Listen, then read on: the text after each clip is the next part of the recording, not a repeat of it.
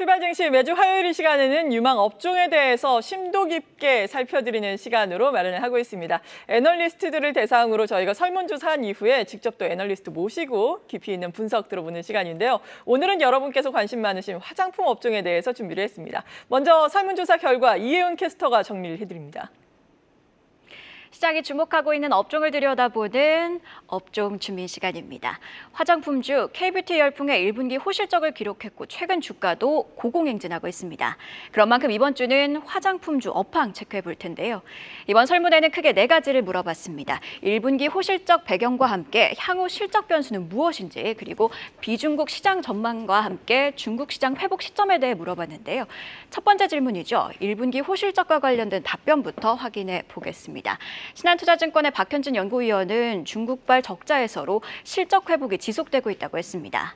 박은정 하나증권 연구위원은 지난해 하반기부터 피크아웃, 즉 정점에 이른 뒤 상승세가 둔화할 거란 우려가 있었다고 했습니다.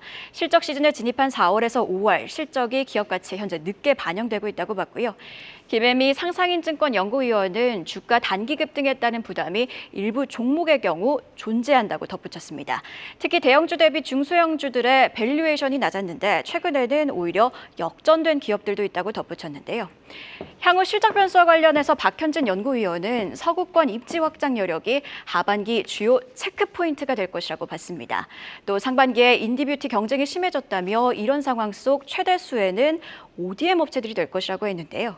김혜미 연구위원은 작년 2분기부터 비중국 시장 성장 모멘텀이 부각이 된 만큼 이를 둘러싼 베이스 부담, 즉 실적 눈높이가 높아졌다고 했습니다.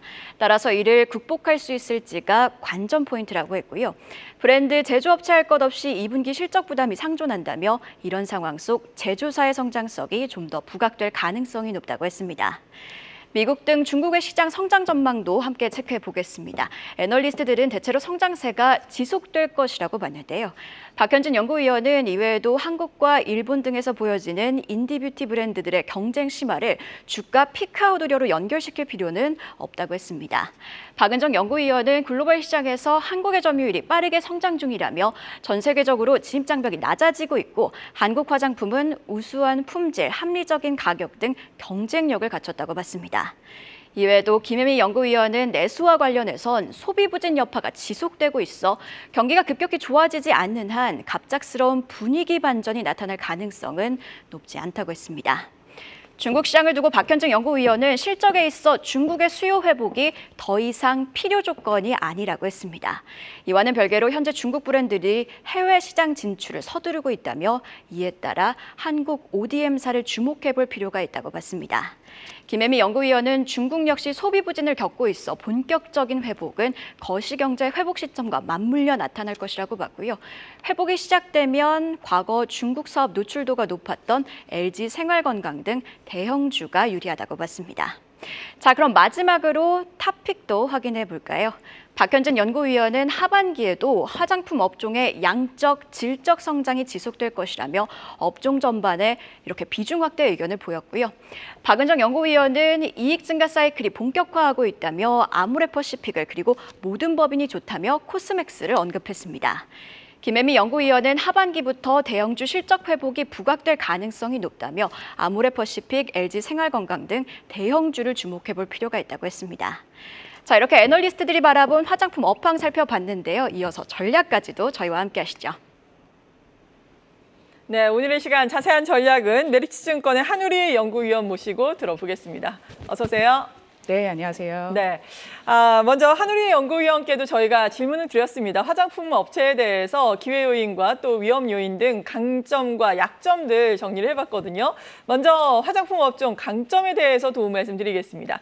짧은 리드 타임, 트렌드 변화 대응에 용이하다라는 측면에서 강점을 말씀해 주셨고요. 제조 기술력, 연구 개발 능력, 기반 품질 상향 평준화가 되고 있다는 점, 제품의 다양화가 되고 있어서 파편화된 소비자 니즈에 부합하고 있다는 점, 점이 강점으로 꼽혔습니다. 이런 가운데 신규 브랜드 증가에 따른 경쟁이 심화되고 있고 브랜드 파편화로 외형 성장의 지속성이 저하되고 있다는 점, 그리고 특정 스테디셀러 판매에 의존하고 있다는 점은 다소 약점으로 꼽혔고요. 기회 요인으로는 아무래도 한류 열풍 계속되고 있죠. 이에 따라서 문화 추종 효과가 나타나고 있다는 점, 유통구조 B2B화로 채널 확장이 용이해졌다는 점, 그리고 고물가 부담에 저가 제품 수요가 확장되고 있다는 점이 꼽혔습니다.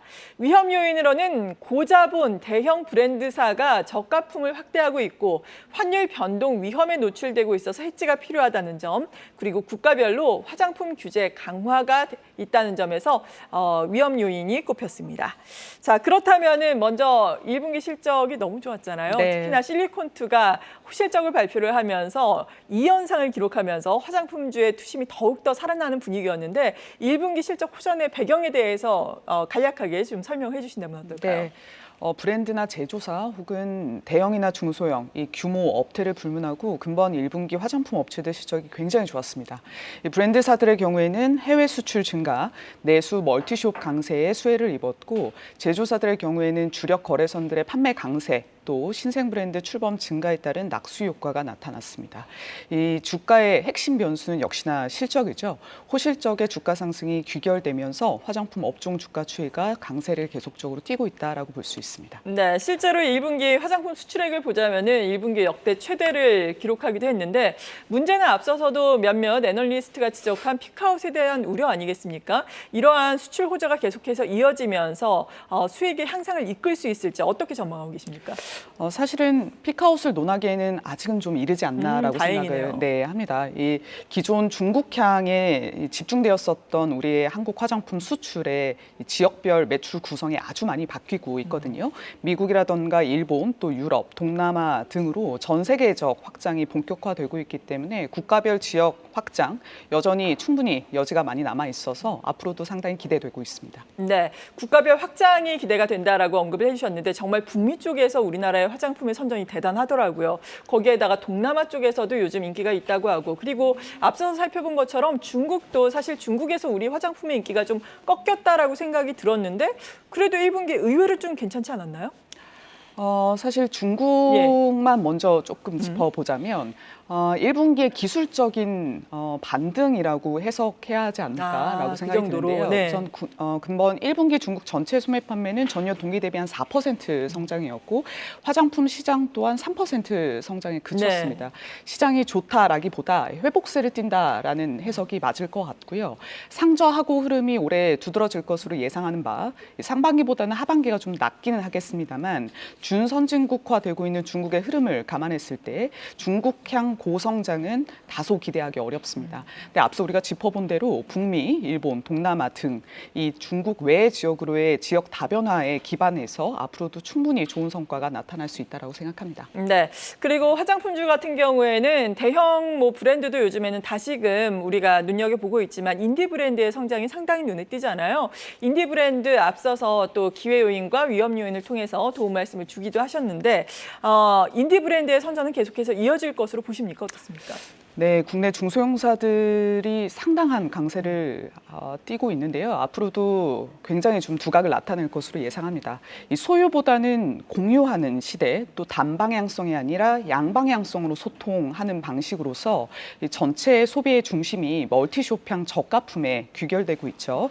이 채널은 중간 유통 벤더사, 실리콘투라던가 아시아 BAC 같은 업체들을 통해서 해외 수출이 매우 용이해졌고 품질 같은 경우에는 이 국내 ODM사들의 제조 기술력과 또 연구개발 능력으로 상향 평준화가 되어 있기도 하고요. 가격의 경우에는 경쟁이 심화되다 보니 자연스럽게 이 저가 하향 평준화되고 있기도 합니다. 빨리빨리의 민족성을 기반으로 시장 트렌드 변화에 가장 기민하게 대응하는 것 또한 한국 화장품의 경쟁력이다라고 볼 수가 있겠죠.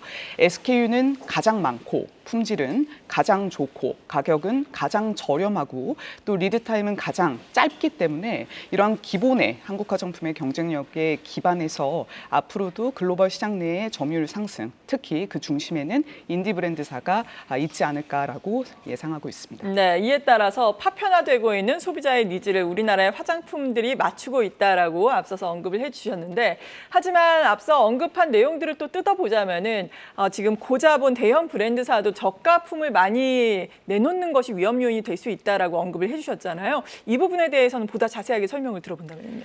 네, LG생활건강, 아모레퍼시픽이 우리 상장사들 중에선 가장 큰 대형 화장품사로 좀 네. 손꼽히고 있고요. 잘 인지되고 있는 로레알, 에스티로더, 시쉐이도 마찬가지입니다. 기존 이 자본력 기반의 대형사들이 주력 프리미엄 브랜드들보다는 저가형 브랜드들을 인수합병한다거나 혹은 가맹 사업을 철수하고 직영 매장을 축소시키고 멀티 브랜드 숍의 노출을 높인다던가 하는 전략으로 현재 시장 트렌드에 편승하려는 움직임이 분명 보이고 있습니다.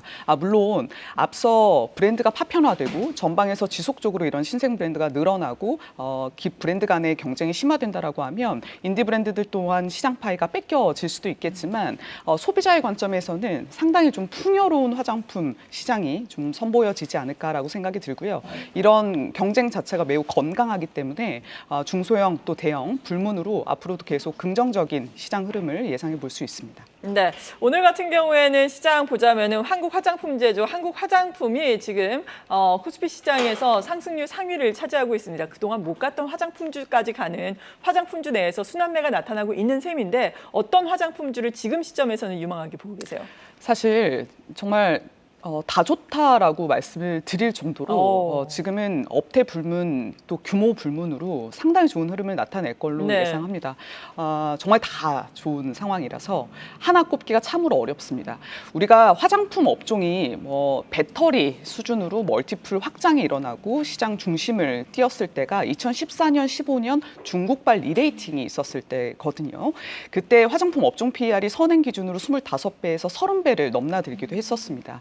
지금 우리가 마주한 이 화장품 업종은 비단 중국향 리레이팅이 아니라 글로벌향으로의 저변 확장에 기반한다라는 점을 감안했을 땐 현재 주가 아무리 많이 올랐어도 충분히 앞으로의 상승 여지가 있다라고 생각하고 있고 너나 할 것 없이 다 좋은 상황이기는 합니다만 앞으로 품목 확대라든가 지역 진출 여지가 어느 정도 남아있는지가 변수가 될 거라고 생각하고 있고요. 중소형 브랜드사가 가장 좋을 것 같습니다. VT, 아이패밀리 SC 같은 업체를 예로 들 수 있겠고 네. CNC 인터내셔널이나 코스메카 같은 이 중소형 ODM사들도 앞으로의 거래선 확장이 매우 기대되고 있습니다. 네, 그러니까 2014년, 2015년 중국에서의 성장이 나타날 때 PER까지 올라갈 수 있겠다, 이렇게 볼 수 있는 건가요? 그를 뚫어내도 이상하지 와. 않을 만큼 네. 정말 지금 화장품이 상당히 좋은 상황이다라고 보고 있습니다. 네, 마지막으로 화장품주에 대해서 투자 전략 측면에서 시청자 여러분들께 정리를 해주신다면 어떻겠습니까? 네, 저도 섹터 담당자이지만 정말 아마존 랭킹 혹은 Q10, 라큐텐 등의 일본 주요 온라인 쇼핑몰에서의 한국 화장품 랭킹 등을 보면 마음이 되게 따뜻해지는 경우들이 많은데요. 네. 네, 한국 화장품은 정말 잘하고 있습니다. 앞으로도 양적 성장 기반하여 근간의 경쟁력 또 민족성이 글로벌 시장 점유율을 끌어올리는 추세를 이어갈 것이라고 생각 들고, 기다리는 주가 조정은 없기 때문에 주저 마시고 좋은 업체들 선별해서 뚱뚱하게 비중 확대해 주시면 좋을 것 같습니다. 네, 상당히 강하게 말씀해 주셨습니다. 세계로 뻗어나가고 있는 우리 화장품주들 달리는 말에 올라타자라는 전략이었습니다. 지금까지 메리츠증권의 한우리 연구위원이었습니다. 감사합니다. 감사합니다. 계속해서 다양한 경제 이슈를 알고 싶다면 구독과 좋아요, 알림 설정 부탁드립니다. AI 캐스터 권미정이었습니다.